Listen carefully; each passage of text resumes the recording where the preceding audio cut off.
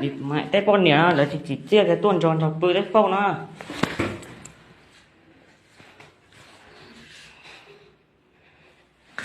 Mày bảo mày yêu tao mà.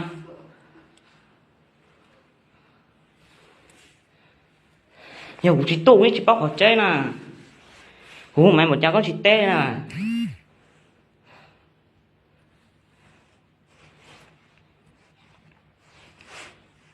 Đây nhá. Đây là người yêu của mình nhá, bảo là cưới mình nhá, nhưng mà còn đi ngủ cùng trai đấy nhá.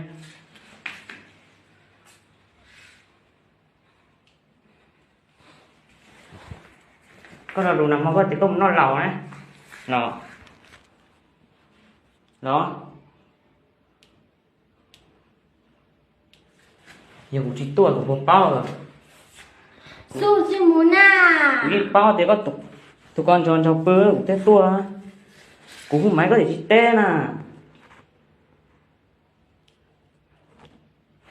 Mày bảo mày yêu tôi rồi mày ngủ muốn chay thế á?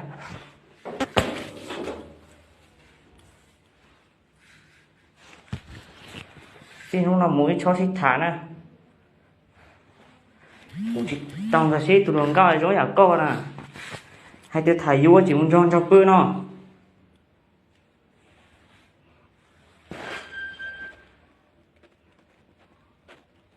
Thế mà mày bảo mày yêu tôi á?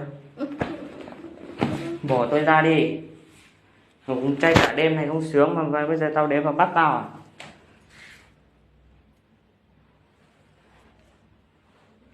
Nhiều cũng chỉ tu ấy để chỉ tao nè á.